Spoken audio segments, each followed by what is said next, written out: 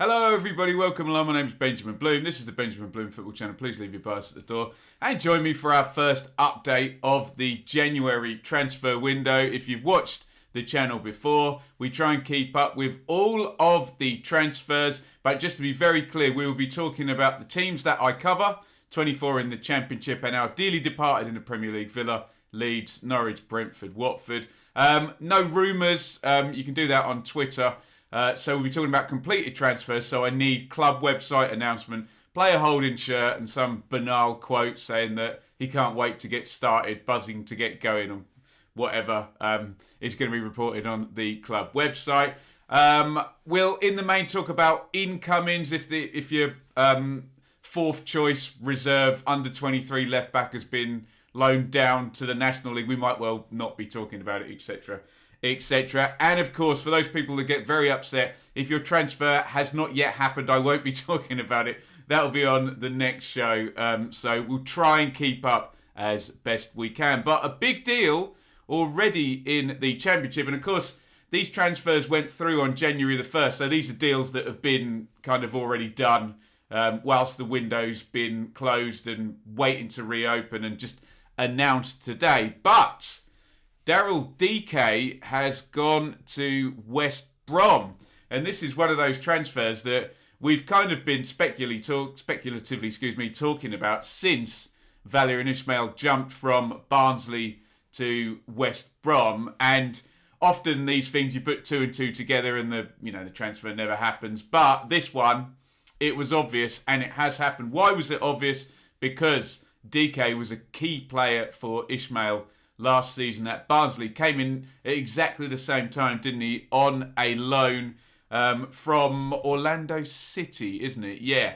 And I think that's mainly due to how the MLS season sort of works, and he becomes available at this time of year.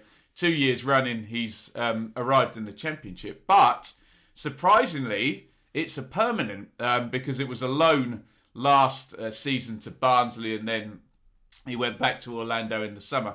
But he has gone to West Brom permanently. Now, Dike and Ismaël were quite the partnership at Barnsley. And really that insane run for Barnsley, I remember it beginning around Valentine's Day with that win at Brentford. And he was kind of the last piece in the jigsaw for Ismaël's Barnsley team on their way up to the playoffs. Now, very different circumstances at West Brom. They're a year one parachute team and they were in the Premier League last year, as opposed to Barnsley, who were in League One and had avoided relegation on the last day of the previous season. So the theory is that West Brom bought Ismaël in to go one step further than he did with, some better resources and maybe a better opportunity at West Brom.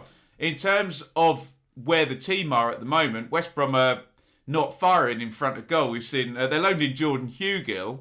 Maybe this was the plan all along. Take Hugill, but if Dike became available, we assume he will now go back to Norwich. But that hasn't really worked. They've still got good options up front in that they had sort of Dean Garner and Robinson and Grant from those wide positions. But when you see Matt Phillips, who's kind of a winger, being used in a number 9 position, basically just as a presser, you know that Big Val's not entirely happy with his options down the middle there. What did the West Brom website say? 21 years old, 11 in 19 in MLS, 9 goals in 19 for Barnsley last season. All sorts of quotes from Ismaël. You can pause the screen right now if you want to read them. But look, we know the deal. The manager knows the player knows the league. He's young. The interesting thing is that it's permanent, but what you've got to remember now, and I think it's a 4.5-year deal, is that, not to get into boring maths and FFP and all of that good stuff, but this transfer fee, and I'm speculating, I'll be the first to admit when I don't know, the fee's undisclosed, transfer marked going for around 8 million quid. Again, speculation, I don't know, and frankly, unless you show me the deal memorandum, I'll assume it's speculation anyway. 4.5 years though, assume that's divided fairly evenly. Assume it's 8 million and it's divided evenly by, say, 4 years, and they don't even make the first payment until August. or May, end of the season, whatever, when the new accounting year starts.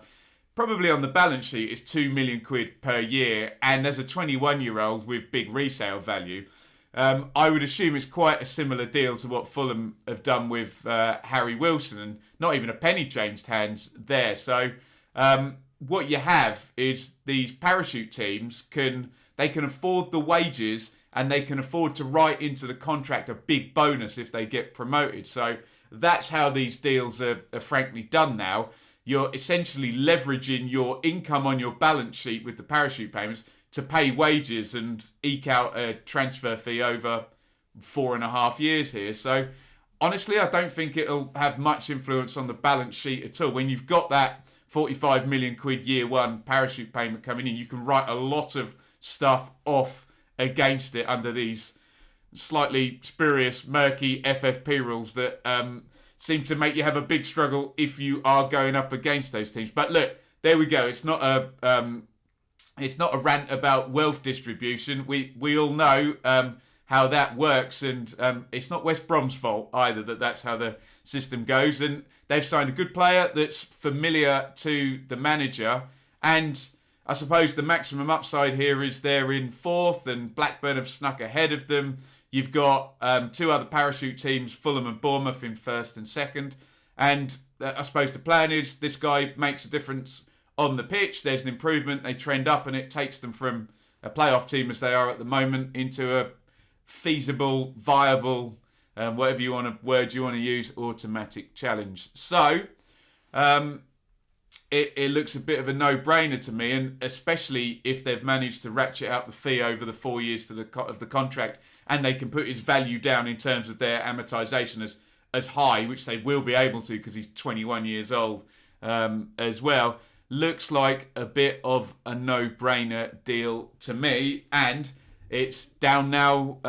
Does he deliver on the pitch? Does he improve on Hugill on loan, and Phillips being played as a number 9, and Robinson's been in and out in that position? We will see. What I will say is Daryl, Dike and Barnsley and Ishmael was brilliant last season. It was a great story. So I'm very pleased to have him back in the division. Get your thoughts in on the return of Daryl Dike to West Brom. We're going to do a dearly departed one here. So this is Brentford.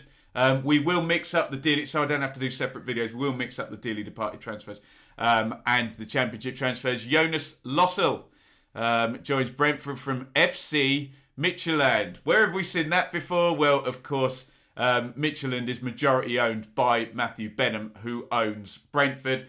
This is a fairly obvious one, and one of a few goalies we're going to be talking about today. So Lossl, experienced goalkeeper in the kind of Brentford pond, which we don't want to talk about feeder clubs and whatnot, but we do have similar situations with Manchester City and a few clubs, with Watford and a few clubs, Brentford now, where there are Forest as well, and the Greek Olympiacos.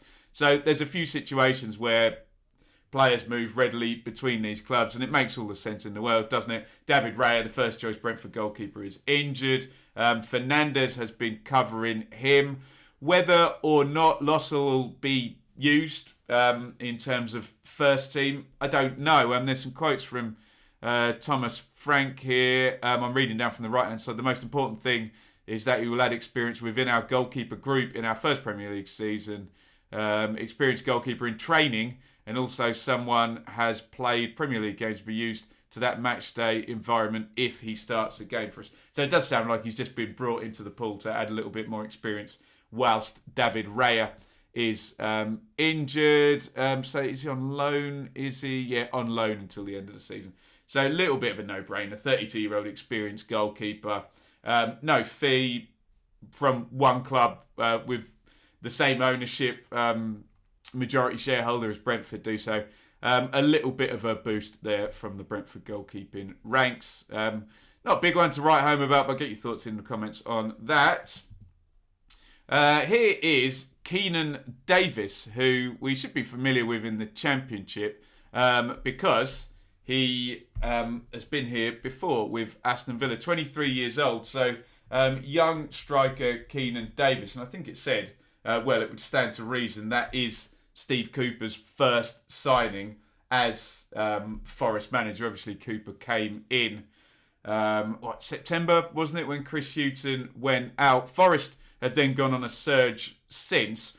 In terms of their striking options, they are very, very decent. And the front three stroke front four has been performing very, very well. Lewis Grabban, lowest shots per goal ratio of all the regular scorers. Brennan Johnson's heavily linked with, a move away, sort of a wide player, and Philip Zinkernagel. They brought in Zande Silva, to play in a 4-2-3-1. I'm just bringing up Davis's numbers. So Championship in 18-19, he's been here before. He did not actually start any games for Villa in their promotion season, as you can imagine.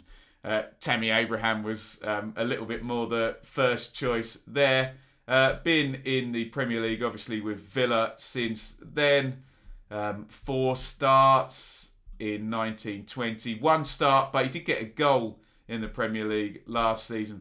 This season hasn't started any games, so he's really looking to find his level. And of course, Villa's level and Davis's level have separated since 18-19, and Villa now have sort of Ings and Watkins and Bailey and Buendia and lots of good attacking players. So he's coming down, and will it work? Obviously, the normal comments about Steve Cooper are that he's good at developing young players, and he worked with obviously England age groups, so that is very, very much true.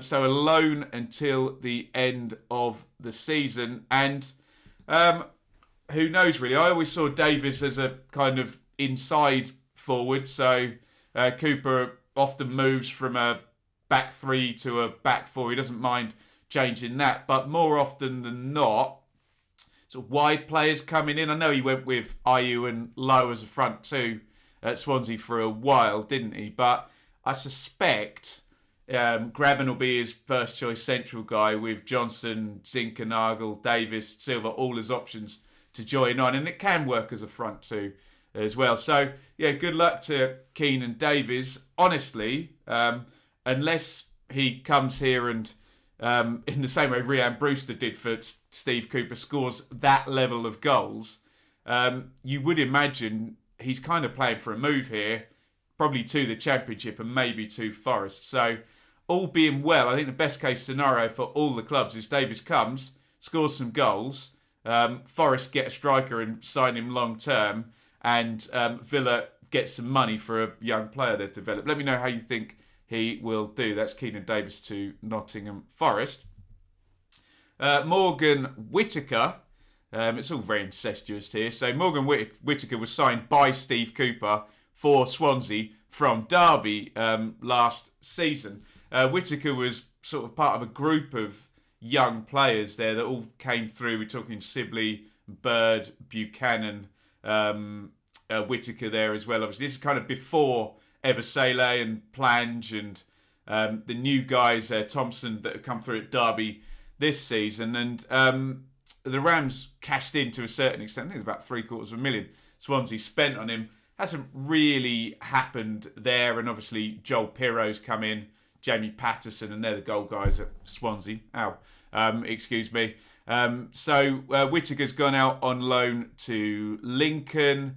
Lincoln got to playoff final last season, but they are languishing 20th, as it says in League One down there. And the obvious example, we just mentioned him when talking about Keinan Davies. Brennan Johnson went to Lincoln, so he was well looked after and he improved. So good luck to Morgan Whittaker. I'm not sure he's a League One player. I think he might be a Championship player, but maybe if he can star in League One, maybe that can, work in his favour. If not, he will ultimately end up becoming in that direction in terms of League One and trying to build back up to where he started here with Derby and Swansea. So, yeah, good luck to him. And again, the best case scenario is he scores lots of goals for Lincoln, and maybe he can find his way back in via Swansea or to another Championship club.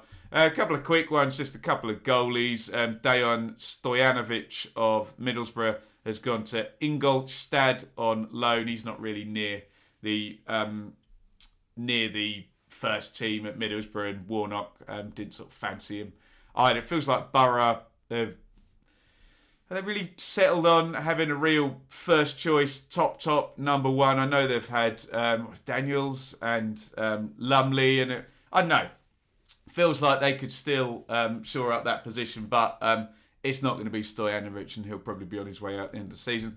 Dylan Barnes from QPR joins Yeovil on loan. Probably worth mentioning that QPR goalkeeper position is interesting because Dieng's going to go off to the AFCON. Archer is going to become maybe the first choice. Would you be amazingly surprised if, like Jonas Lossl to Brentford, if there was a lone goalkeeper going to QPR to cover AFCON, either as a first teamer or just someone to add to the squad? I would not be surprised at all. There we go. I think, is that all of them today? Yeah, there we go. Back round to Daryl, Dike. So look, get your comments on any of those deals. As I say, the plan is to cover, I don't know, every second day, every third day, when we get a few transfers in or there's a big one, there'll be an update. Okay, so keep posted. I'll stick them all in a playlist as well so you can catch up. But normally we manage to get it done where we cover every significant transfer news into the Championship, and we will stick the dearly departed ones in here as well. I'll tweet them all out and you can see which is which, and if I'm feeling really efficient, I'll make the tags on YouTube so you can click on the players, specifically if you are a dearly departed fan and you're not interested in the Championship anymore, you just want to hear about the big leagues. But there we go. Thank you everybody for watching. As ever, get your comments in on players, upsides, how you think they'll do, good deal, bad deal, what it then means in terms of the knock-on effect, because it is very much like a housing chain. And look, you know the deal. We expect to be talking about Jed Spence and Aaron Connolly, and that all being linked around, and Middlesbrough and Forest, and we know how it works. The trickle-down effect of the transfer window. Right, I'm going to be back later on actually, so you might see me live if you already watched this in the morning. But if you're just interested in transfer updates, in another 5, 7, 10 transfers time, we'll be back. So I assume that'll be middle of the week. Thank you everybody for watching. Happy New Year if I haven't said it to you already. And get your comments in on the start of the transfer window and a big signing already, Daryl Dike into West Brom. Over and out.